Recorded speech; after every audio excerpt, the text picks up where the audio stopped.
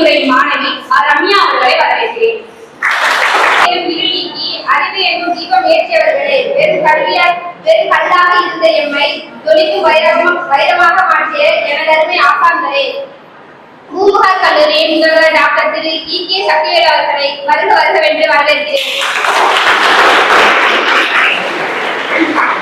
குழந்தை நலன் பாதுகாப்பு மற்றும் பராமரிப்பு துறை சமூக பணியாளர் திரு ஜே ஆரோக்கியராஜ் அவர்களை வருக வருகவென்று வரவேற்கிறேன்.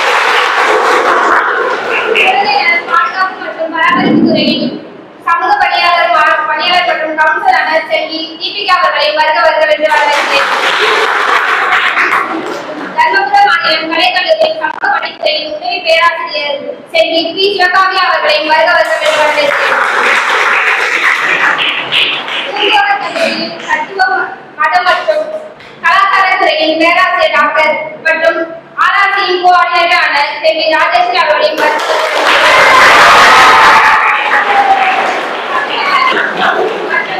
கல்லூரியின் மாணவ மாணவிகளின் வருக வருகிறது வரவேற்கிறேன். நம்மை வழிநடத்தும் மொழிவிலக்கு நல்லறிவின் செல்வம் உங்கள் பாதை, கல்வி வளர்க்கும் கற்பகம் காணாமல் வாழ்வை அமைக்கிறேன், ஒழுக்கம் அறிவு விதைக்குங்கள், ஒளிவீசும் மேனிக்காக வணக்கம், முதல்வர் புகழ் என்றும் கிடைக்கும், உங்கள் சேவை எங்கள் இருதயத்தில் இருக்கும் என்று கூறி எம் கல்லூரியின் முதல்வர் கே சிவசக்திவேல் அவர்களை அன்போடு வரவேற்கிறேன். இந்த விழிப்புணர்வு பயிற்சி கூட்டத்தை நடத்தி கொண்டிருக்கக்கூடிய தர்மபுரம் ஆதீனம் கலை கல்லூரியை சேர்ந்த சோசியல் ஒர்க் மாணவிகளே மற்றும் அந்த துறை சார்ந்த பேராசிரியர்களே மற்றும் சமூக நலத்துறையில் இருந்து இந்த விழிப்புணர்வு அமர்வுக்கு வருகை புரிந்துள்ள அதிகாரிகளே மற்றும் இந்த நிகழ்வை நம்முடைய ஆர்ஆர்சி எனப்படும் ரெட் ரிப்பன் கிளப் அதோடு இணைத்து நடத்தி கொண்டிருக்கக்கூடிய அதனது ஒருங்கிணைப்பாளர் டாக்டர் ஆர் அவர்களே மற்றும் அனைத்து மாணவ மாணவிகளே, உங்கள் அனைவருக்கும் என்னுடைய அன்பான காலை வணக்கத்தை தெரிவித்துக் கொள்கின்றேன். இந்த விழிப்புணர்வு என்பது குறிப்பாக மாணவிகளுக்கு வழங்கக்கூடிய ஒன்றாக இருந்த போதிலும் அவற்றை மாணவர்களும் தெரிந்து கொள்ள வேண்டும். அப்பொழுதுதான் சமுதாயத்தில் நிறைய மாற்றங்களை கொண்டு வர முடியும், பாசிட்டிவ் சேஞ்சஸ், நேர்மறை மாற்றங்களை கொண்டு வர முடியும் என்கின்ற நோக்கத்தோடு மாணவர்களையும் இங்கே அழைத்திருக்கக்கூடிய உங்களை முதற்கண் பாராட்டுகின்றேன். விழிப்புணர்வு என்பது இப்பொழுது அனைத்து மாணவிகளுக்கும் கொடுக்க வேண்டிய ஒரு அவசிய தேவையாக இருக்கின்றது. நாம் நம்முடைய செய்தி தாள்களை பார்க்கும் பொழுதும் அல்லது பப்ளிக் மீடியா அவற்றை பார்க்கும் பொழுதும் எங்கெல்லாம் பெண்களுக்கு எதிரான குழந்தைகளுக்கு எதிரான விதி மீறல்கள் இருக்கின்றது என்பதை கண்முன்னே பார்க்க நேரிடுகிறது. எனவே அது போன்ற விதி மீறல்கள் எதிர்காலத்தில் தவிர்க்கப்பட வேண்டும் என்ற நோக்கத்தோடு இந்த விழிப்புணர்வு அவேர்னஸ் உங்களுக்கு கொடுக்க இருக்கின்ற உங்களுக்கு பயனுள்ளதாக அமையும். எனவே இதில் நீங்கள் பங்கு பெற்று இந்த விழிப்புணர்வை பெற்று எப்படியெல்லாம் சமூகத்தில் நடக்கக்கூடிய குற்றங்களை தடுக்க இயலும் அல்லது அந்த குற்றங்களை புரிவோருக்கு எப்படியெல்லாம் தண்டனை பெற்று தர முடியும் என்ற அளவிலே உங்களுக்கு இந்த விழிப்புணர்வு பயிற்சியானது கண்டிப்பாக பயனுள்ளதாக அமையும் என்பதை தெரிவித்து இந்த விழிப்புணர்வு கூட்டம் மிக சிறப்பாக நடந்து ஏற வேண்டும் என்ற என்னுடைய வாழ்த்துக்களையும் தெரிவித்து அமைகின்றேன். நன்றி, வணக்கம். அன்பாளர்களை வளர்த்திருப்பீர், நேர்த்தின் கனவை நிஜமாகும் நல்ல தமிழின் செல்வம் நீரே. கல்வி கொடுத்து உயர்த்திருப்பீர், கனவை கட்டி முடிக்க செய்வீர். உயர்ந்திட வாழ்த்தும் உங்கள் பாதை என்று கூறி தர்மபுரம் மாநிலம் கலை கல்லூரியின் சமூக பணித்துறையின் உதவி பேராசிரியர் அவர்களை துவக்க உரையாற்ற அன்போடு வரவேற்கிறேன்.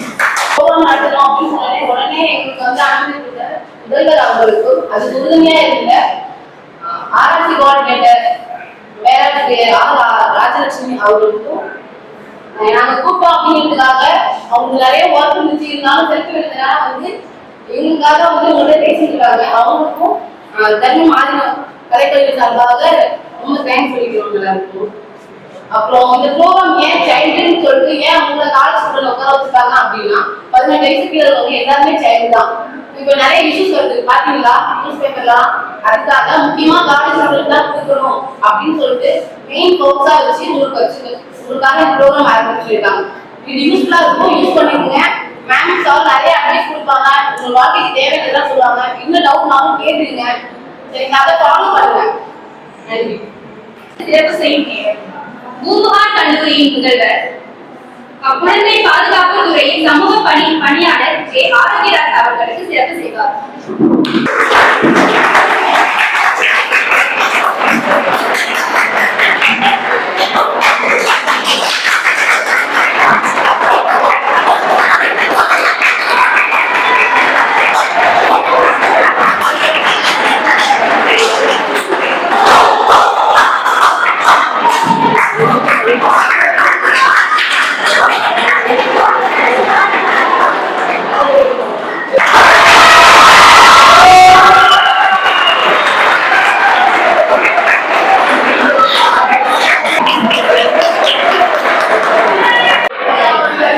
அனைவருக்கும் காலை வணக்கம்.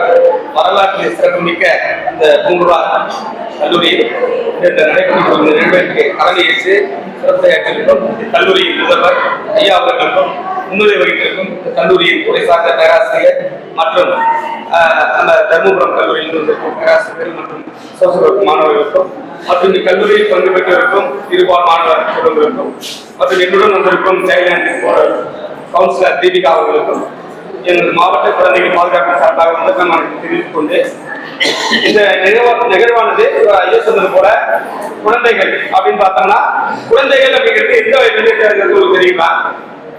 குழந்தைங்கிறது எந்த வயதுல எந்த வயதுல குழந்தைன்னு சொல்றோம்? 18 கீழ் குழந்தைகள். எதுல இருந்து கணக்கு எடுத்துக்கிறோம்? குழந்தைகள் அப்படின்னு பார்க்கும்போது 0ல இருந்து 18 வயது வரைக்கும் நம்ம குழந்தைகள் அப்படிங்கிறோம். அந்த சட்டங்கள்ல நமக்கு குழந்தைகள் பாதுகாப்பு, குழந்தைகளுக்கான சட்டங்கள் அப்படிங்கும்போது நம்மளுக்கு சட்டங்கள் இல்லையா? சட்டங்கள் இருந்துச்சா? போக்சோ சட்டம் அப்படின்னு கேள்விப்பட்டிருக்கீங்களா? பாலியல் குழந்தைகள் பாதுகாப்பு சட்டம் 2012. ஏன் அது மூலம் சட்டங்கள் இல்லையா? சட்டம் இருக்கு நம்மகிட்ட. இந்திய அரசு சட்டம் இருக்கு. போன் பண்றாங்க போக்சோல இந்த மாதிரி என்ன வந்து ஒரு பையனை பாதிப்பு செஞ்சுட்டாரு அப்படின்னு சொன்னாங்கன்னா ஒரு கால் மட்டும் போதும். மற்ற வழக்குக்கு புகார் இருக்கிறவர் அவரே வந்து கம்ப்ளைண்ட் பண்ணணும். இந்த வழக்கை பொறுத்தவரைக்கு ஒரு சிறுமி 10-9-8 ஒரு கால் பண்றாங்க. மாதிரி இல்ல ஒரு பாலியல் தொந்தரவு செய்யறாங்க, இல்ல ஒரு பிரச்சனை அப்படின்னு சொல்லிட்டாங்கன்னா கேஸ் இந்த வழக்கிற்காக 35 வழக்குக்கு மேல நானே புகார் அளிச்சிருக்கேன். வழக்கு நடக்கிறது. அப்படி இருக்கும்போது இந்த வழக்கு அந்த குழந்தை சொன்னா மட்டும் போதும். உடனே என்ன பண்ணிடுவாங்க? சிறுமிய என்ன பண்ணுவாங்க? அவங்க இருக்கிற இடத்துக்கே போய் மற்ற வழக்கு நீ காவல் நிலையத்துல கம்ப்ளைண்ட் கொடுக்கணும். போக்சோ வழக்கு அப்படி கிடையாது. நீங்க இருக்கிற இடத்துக்கே யார் வருவா? உங்களை பார்க்க சப்மிட் பண்றோம். இந்த பண்றோம் வந்து விசாரிச்சு புகார் பெற்று மற்ற வழக்குகளுக்கு வந்து சம்பவ இடத்தை பார்ப்பாங்க. சம்பவ இடம் என்ன? அந்த குழந்தைக்கு போதிய அதாவது மீடியாவிலோ வந்து எதிர்கால வாழ்க்கை பாதிக்கப்படுவதற்காக என்ன பண்றாங்க? அரசாங்கம் இந்த சட்டத்திற்கு வந்து அவர் முக்கியத்துவம் கொடுக்குது. அதே போல நீங்க சொல்லுங்க. அது மாதிரி 10 முன்வைத்தோட செயல்பாடு குறித்து நமது கவுன்சிலர் அவங்க சொல்லுவாங்க. இந்த மாதிரி போக்சோ பிரச்சனை குழந்தைகளுக்கு போனோம் எதுவாக என்ன பண்ணுங்க 10 9 என்ன பண்ணுங்க காசு கணக்கு பண்ணுங்க. நன்றி. எப்படி இருக்கும்? அது தெரியுமா? நல்ல இடத்துல வளர்க்கணும்.